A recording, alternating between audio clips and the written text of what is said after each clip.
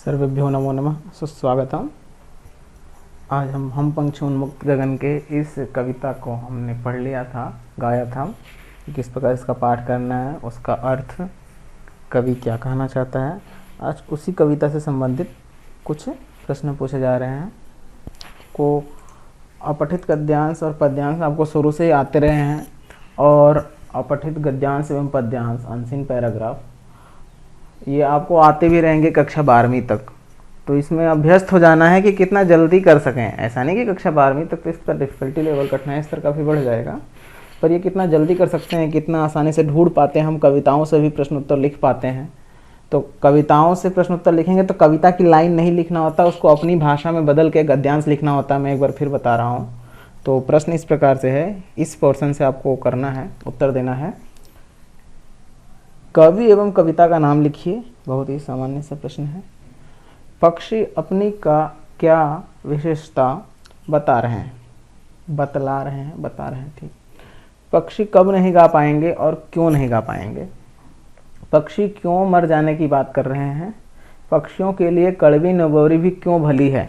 तो इन सभी प्रश्नों के उत्तर आपको इन्हीं लाइनों को देखकर लिखना है, और लाइनों को नहीं लिखना है, आपको हिंदी भाषा में बदल के लिखना है, उसको गद्यांश बना के लिखना है। जैसे कि गद्यांश में प्रश्न किया जा रहा है, कविता में तो प्रश्न मैंने किया नहीं है कि कविता की लाइन लिख दोगे, मैंने गद्य में प्रश्न किया है। आपका उत्तर भी गद्य में होना चाहिए, पद्य में नहीं। कविता में का लाइन नहीं उतार देना है, आपको प्रॉपर उसको अपनी भाषा में बदल के तब लिखना है। ओके, यहाँ पर है तीसरा और चौथा स्टैंजा पद्यांश। ये प्रश्न है, पक्षी अपनी गति एवं उड़ान क्यों भूल गए हैं। स्वर श्रृंखला के बंधन का क्या अर्थ है। पक्षी सपने में क्या देख रहे हैं। पक्षियों के क्या अरमान थे। पक्षी के चोंच की तुलना किससे की गई है। ये प्रश्न है।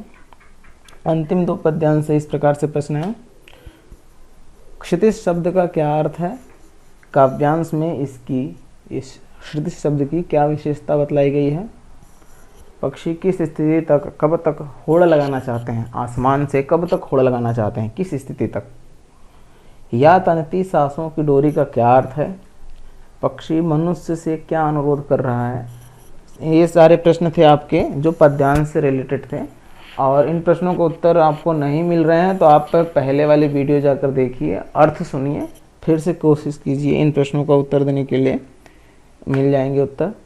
और संपूर्ण कविता से जो आपके अभ्यास प्रश्न है, आपकी कविता से ये प्रश्न है, हर प्रकार की सुविधा पाकर भी पक्षी पिंजड़े में क्यों बंद नहीं रहना चाहते हैं। पक्षी उन्मुक्त रहकर अपनी कौन कौन सी इच्छाएं पूरी करना चाहते हैं। इच्छा लिखना, आपको बहुत सारी इच्छाएं उसकी, तो लिख देना, कोई 5 लिख देना।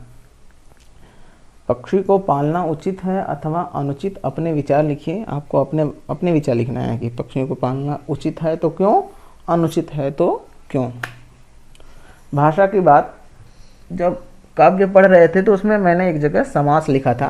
आपको इस हम पंक्षी उन्मुक्त गगन के भी पाठ के भाषा के बाद में समास आया है, द्वंद्व समास आया है, तो उस पर चर्चा करते हैं।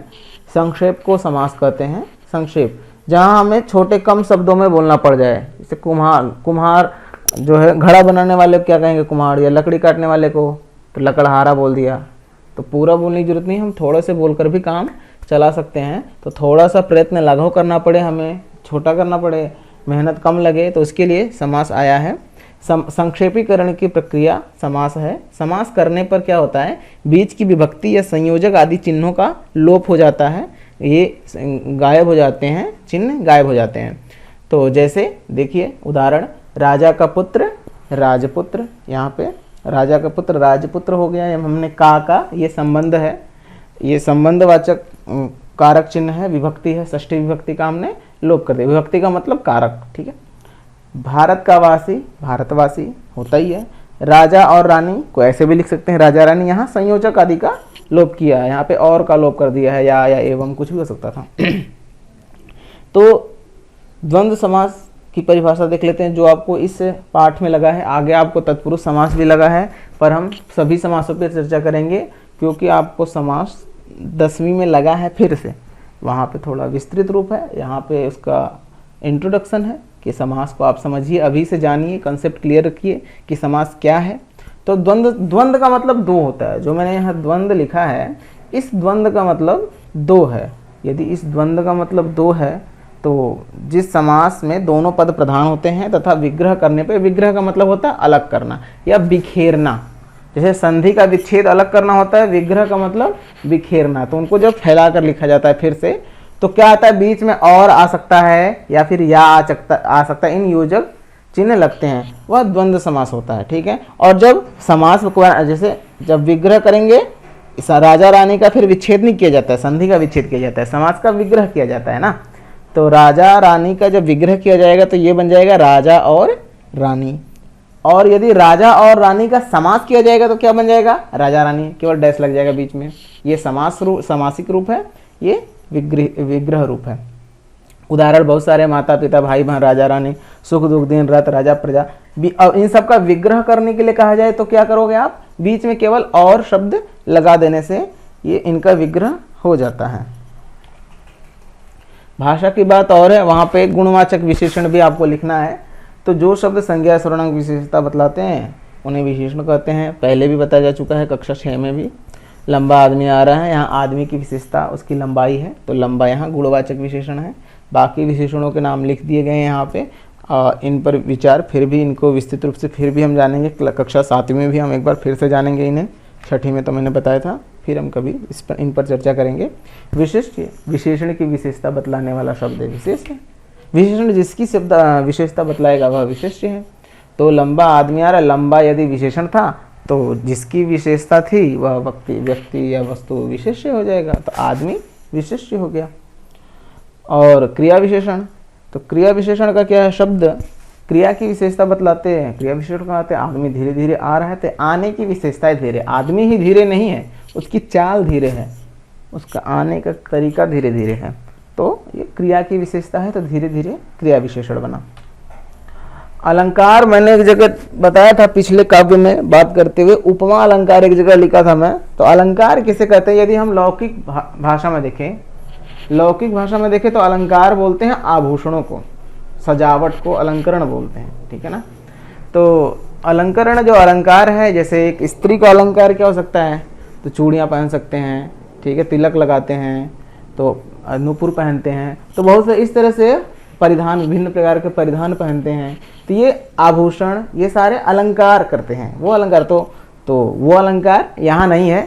ये भी अलंकार का यहाँ अर्थ भी शोभा बढ़ाना ही है, पर ये काव्य की शोभा बढ़ाने वाले तत्व हैं अलंकार है। शारीरिक शोभा बढ़ाने वाले तत्व तो आभूषण है, पर काव्य की शोभा बढ़ाने वाले तत्व अलंकार कहे जाते हैं। यहाँ दो प्रकार के अलंकार हैं, शब्दालंकार, अर्थालंकार। एकाध अलंकार उभय अलंकार में भी आते हैं, पर यहाँ पे रहने देते हैं, दो ही भेद। अनुप्रास, यमक आदि ये शब्दालंकार हैं, और उपमा रूपक आदि ये अर्थालंकार है। अलंकार आपको 9th में पढ़ने को मिलेगा, इसका विस्तृत रूप।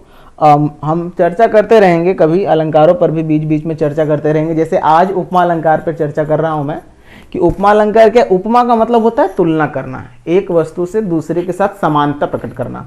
तो जैसे एक वस्तु की तुलना दूसरे वस्तु से की जाए, वह उपमा अलंकार होता है। जैसे हम बोल देते, अरे ये तो ऐसे लग रहा है जैसे ये हो, कितना अच्छा चमक रहा है जैसे ये हो। बहुत हम अलंकारों का तो लौकिक भाषा में बहुत प्रयोग करते हैं, अपने व्यवहार में बहुत बार प्रयोग कर देते हैं, हमें पर पता नहीं चलता है कि हमने इस अलंकार का प्रयोग किया। तो जैसे निर्जीव वस्तु को हम सजीव की तरह बोल देते हैं, तो वो मानवीकरण अलंकार होता है।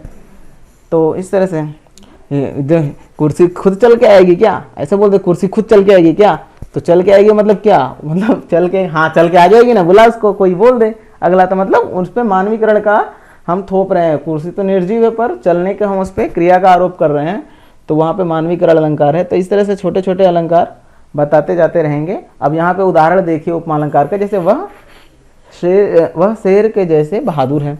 तो वह बहादुर है किसकी जैसे, शेर, उसकी बहादुरी की तुलना शेर से की गई है। तो उसकी तुलना, वह व्यक्ति कुछ भी से क्लास में तो किसी का नाम ही ले लेता, बहुत सारे उदाहरण देता, ऐसे में किसी का नाम लेना अच्छा नहीं लगता, नहीं तो सभी के नाम से एक एक उदाहरण बोल देते क्लास में होते। तो अभी बस मान लीजिए कोई भी शेर हो सकता है, शेरनी हो सकती है। तो पक्षी की चोंच लाल किरण सी है, तो यहाँ पक्षी की चोंच की तुलना लाल किरण से की गई है, तो यहाँ पर भी उपमा अलंकार है। भाषा की बात जो आपकी पुस्तक में है, ये लिखना नहीं है, बस प्रश्न समझ लीजिए। स्वर्ण श्रृंखला और लाल किरण, इन दोनों यह गुणवाचक विशेषण है। इस तरह से कविता से ढूंढकर इस प्रकार के 3 और गुणवाचक विशेषण लिखना है आपको और मिल जाएंगे, बहुत आसानी से मिल जाएगा गुणवाचक विशेषण। भूखे प्यासे में द्वंद्व समास है, इन दोनों शब्दों के बीच में लगे चिन्ह को समासिक चिन्ह कहते हैं, जो डैश है ये। इस चिन्ह से और का संकेत मिलता है। मैं बोला और लगा देने से विग्रह हो जाएगा, जैसे भूखे प्यासे, भूखे और प्यासे, तो ये विग्रहित रूप हो गया। आपको क्या करना है, यहाँ भी एक प्रश्न है, इस प्रश्न को करना है, इस प्रकार के 10 अन्य उदाहरण खोजकर लिखना है। बहुत सारे उदाहरण हैं, ठीक है, दाल चावल, ठीक है, रोटी सब्जी, आप घर से भी बहुत सारा उदाहरण लिख सकते हैं, ठीक है। पर कौन सा उदाहरण नहीं है जहां डैश लगा और वो द्वंद्व समास नहीं होगा, जैसे घर घर, घर घर 2 बार लिखा होता है ना, जैसे घर घर, तो घर घर का मतलब थोड़ी है घर और घर, ऐसा मतलब ही नहीं है। घर घर का मतलब हर घर, घर घर बांटना है तो मतलब हर घर बांटना है, घर और घर नहीं बांटना, ऐसा नहीं होगा। पर यहाँ पे और अर्थ होगा, भूखे प्यासे, भूखे और प्यासे, यहाँ पे हम और अर्थ बिठा सकते हैं, उस डैश की जगह, उस समासिक चिन्ह की जगह हम और शब्द बिठाने से हमारा अर्थ अनर्थ नहीं होगा, अर्थ का अनर्थ नहीं होगा। पर घर घर जाकर बांटो तो घर और घर जाकर बांटो, इस प्रकार से अनर्थ हो जाएगा। घर घर जाकर बांटो का मतलब हर घर जाकर बांटो। गांव गांव में शोर है तो मतलब हर गांव में शोर है।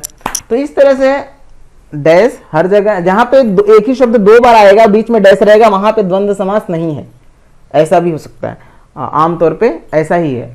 तो देख लीजिएगा, आपको 10 उदाहरण लिखना है जिसके बीच में डैश आता हो, और डैश को और के रूप में भी हम बदल सकते हैं, बहुत सारे उदाहरण हैं।